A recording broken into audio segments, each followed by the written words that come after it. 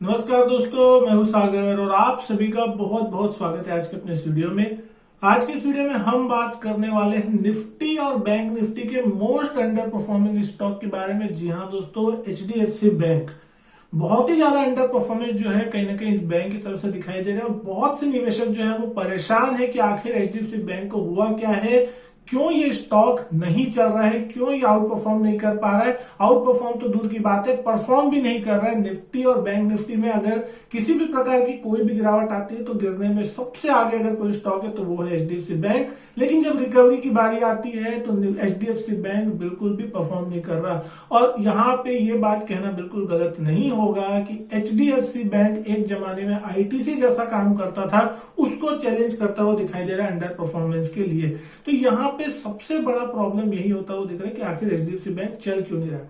यहाँ पे कुछ रीजंस की बात करेंगे जिसके दम पर आपको ये समझने में आसानी होगी कि आखिर एचडीएफसी बैंक वाकई में नहीं चल रहा है या फिर इसके पीछे कुछ और कारण है। क्योंकि आपने हाल ही में नतीजे देखे थे एचडीएफसी बैंक के, वहां आपने देखा 11,000 करोड़ रुपए से ज्यादा का कंसोलिडेटेड मुनाफा कंपनी पेश करती हुई दिखाई दी। यानी कि अगर साल का अगर हम एस्टिमेट निकालते हैं तो कम से कम 42 से 44,000 करोड़ रुपए का सालाना प्रॉफिट होता है। तो दोस्तों, क्या ये एक कम प्रॉफिट है? क्या ये बैंक प्रॉफिट नहीं कर रहा? तो दोस्तों, इतना प्रॉफिट के बावजूद भी स्टॉक का न चलना एक कंसर्न वाली बात है। दूसरी चीज, यहां पे एनपीए अगर देखा जाए तो दिग्गजों के मुकाबले, बाकी अदर बैंकों के मुकाबले सबसे कम देखने को मिलता है। 1.23% के आसपास का जो ग्रॉस एनपीए वो यहां देखने मिलता है। बाकी अगर अदर बैंक्स का देखेंगे तो कहीं ना कहीं उनका एनपीए 2-3-4% के रेंज में, हालांकि वो एनपीए धीरे धीरे कम होता हुआ डेफिनेटली दिख रहा है, लेकिन फिर भी इसके मुकाबले बहुत ज्यादा एनपीए। तो क्या ये गलत चीज है कि इसका एनपीए कम है तो क्या इसके यहाँ पे रिकवरी नहीं होगी या फिर ये स्टॉक नहीं चलेगा? फिर भी ये स्टॉक जो है कहीं ना कहीं अंडर परफॉर्मेंस करता हुआ दिखाई दे रहा है। अब यहाँ पे आप बहुत दिनों से ये सोच रहे होंगे या सुन रहे होंगे हर जगह कि एफआईआईस की सेलिंग लगातार मार्केट में चलती हुई दिखाई दे रही है और एफआईआईस की बहुत सारी होल्डिंग जो है वो एचडीएफसी बैंक में बनी हुई है, जिसके कारण एफआईआईस अपना पूरा माल जो है बेच रहे, जिसके कारण एचडीएफसी बैंक के ऊपर प्रेशर आता हुआ दिख रहा है। तो दोस्तों, यहाँ पे कुछ डेटा आपके सामने रखने की मैं कोशिश करूंगा और उसके बाद आपको समझ आएगा कि बैंक निफ्टी 40,000 के पार निकलता हुआ दिख रहा है, फिर भी एफआईआईस को सिर्फ और सिर्फ एचडीएफसी बैंक सेल करने, क्योंकि सबसे ज्यादा होल्डिंग एचडीएफसी बैंक में एफआईआईस की है। तो यहाँ पे जो एचडीएफसी बैंक में लेटेस्ट होल्डिंग दिखाई दे रही है आपको, वो लगभग है 32.3% के आसपास की। इस कंपेयर में अगर आप देख रहे हैं, एक्सिस बैंक में 46.5% की एफआईआईस होल्डिंग है, आईसीआईसीआई बैंक में 43.5% की एफआईआईस होल्डिंग है, कोटक बैंक में 40.5% की एफआईआईस की होल्डिंग है, इंडसइंड बैंक में 45.6% की एफआईआईस होल्डिंग है। इसके बावजूद भी एचडीएफसी बैंक में एफआईआईस की होल्डिंग बहुत ज्यादा है। एज कंपेयर अगर आप देख रहे हैं, वैल्यूएशन वाइज मान सकते हैं कि वहां होल्डिंग बहुत बड़ी, क्योंकि उसका मार्केट कैप बहुत बड़ा है, लेकिन कहीं ना कहीं अपने पीएस आईसीआईसीआई बैंक या अन्य बैंक अगर एक्सिस बैंक की तुलना में देख रहे हैं तो अभी थोड़ा आपको अंडर परफॉर्मेंस डेफिनेटली दिखाई दे रही है।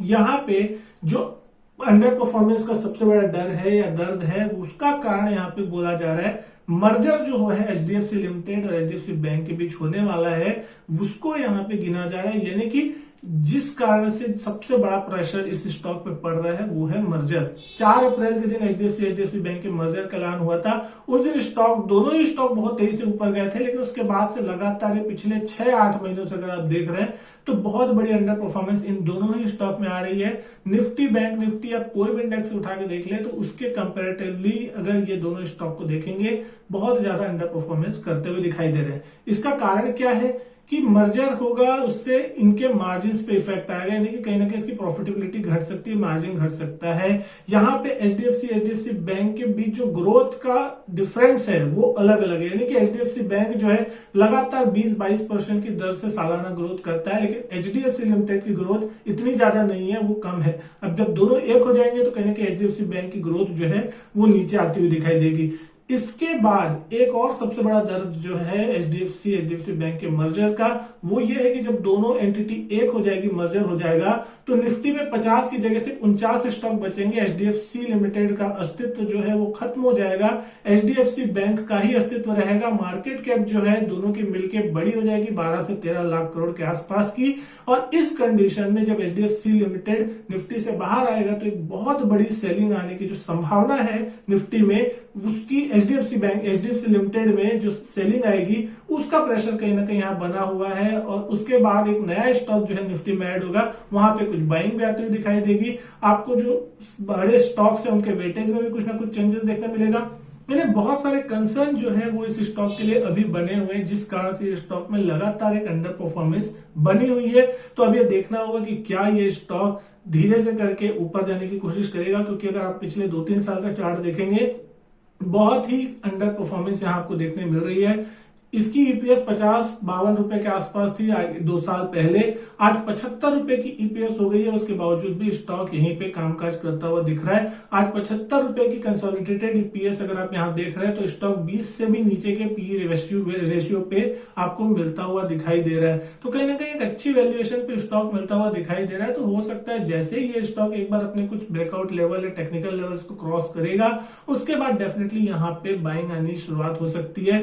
दुनिया भर में अगर थोड़ा भी माहौल चेंज होता है, जैसे कि इंटरेस्ट रेट बढ़ने का माहौल पूरी दुनिया में बढ़ता हुआ दिख रहा है, तो उसका प्रेशर कहीं ना कहीं बना हुआ है। लेकिन अगर यहाँ पे इंडिया में जो है प्रॉब्लम उतनी ज्यादा फिलहाल नहीं दिखाई देगी, लेकिन अगर यहाँ थोड़ा भी चीजें सही होती है दुनिया भर में और दुनिया भर के बाजार रैली पकड़ते हैं, तो इस स्टॉक में भी आपको एक अच्छी खासी तेजी जो है देखने मिल सकती है। शॉर्ट पीरियड ऑफ टाइम अगर हम बात करें तो पिछले 1-2 साल से जब भी नतीजे आते हैं, बड़े बड़े ब्रोकरेजेस हाउस चाहे Nomura, bank of America, CLSA या कोई भी दिग्गज brokerage house, foreign fund house के अगर आप नाम ले ले, इनके जो टारगेट है 1750, 1800, 2000 की रेंज में ही आते हुए दिखाई दे रहे हैं। कोई भी यहाँ पे नीचे का टारगेट नहीं दे रहा, लेकिन ये स्टॉक सभी को अभी तक अंडर परफॉर्म करता हुआ दिखाई दे रहा है। तो क्या ये स्टॉक वापस 1725 जो इसका आज तक का 52 वीक हाई है या लाइफ टाइम हाई है, उसको क्रॉस करके 1800, 2000 की तरफ बढ़ता हुआ दिखाई देगा?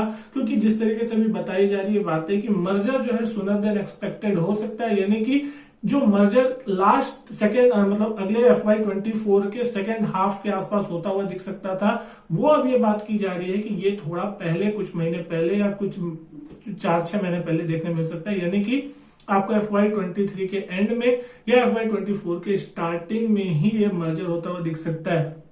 तो ये बहुत इंपॉर्टेंट न्यूज है आप सभी के लिए। अगर जल्दी होता है सब कुछ और कुछ बड़ी अनुमति जो है यहाँ पे सारी इसको लगभग मिल गई है, और भी अगर सही चीजें होती है तो ये स्टॉक फिर कहीं ना कहीं बहुत तेजी से रनअप पकड़ता हुआ दिखाई दे सकता है। तो बहुत से लोगों का, बहुत से इन्वेस्टर्स का पेशेंस इस स्टॉक ने टेस्ट किया है। अब देखना होगा कि कितना दिन ये स्टॉक इसी तरीके से रेंज बाउंड रहता है, क्योंकि यहाँ पे ज्यादा बड़ी गिरावट की आशंका नहीं है, क्योंकि एक लेवल तक ही स्टॉक गिरेगा। लेकिन उसके बाद अगर यहाँ पे अगर आपने अच्छा निवेश करके रखा है तो डेफिनेटली अगर आपका लॉन्ग टर्म का व्यू है तो ये स्टॉक आपको बहुत लंबे समय में, अगर आप 2-3 साल 5 साल का व्यू लेके चलते हैं, यहां से भी डबल होता हुआ दिख सकता है। 2,500 से 3,000 रुपए भी अगर ये स्टॉक हो जाएगा, क्योंकि जिस तरीके की इसकी ग्रोथ है, यहाँ पे आपको डेफिनेटली एक अच्छा रिटर्न आगे चल के मिलेगा। तो आपको थोड़ा पेशेंस डेफिनेटली रखना होगा, क्योंकि निवेशकों को बहुत ज्यादा परेशानी होती है कि जब बाजार चलता है उसके बावजूद भी उनका स्टॉक नहीं चलता, और खासकर वो स्टॉक जो कि दिग्गज है, निफ्टी का लीडर है, उसके बावजूद भी अगर वो स्टॉक अंडर परफॉर्म करता है तो कहीं ना कहीं थोड़ी परेशानी देखने को मिलती है लोगों को।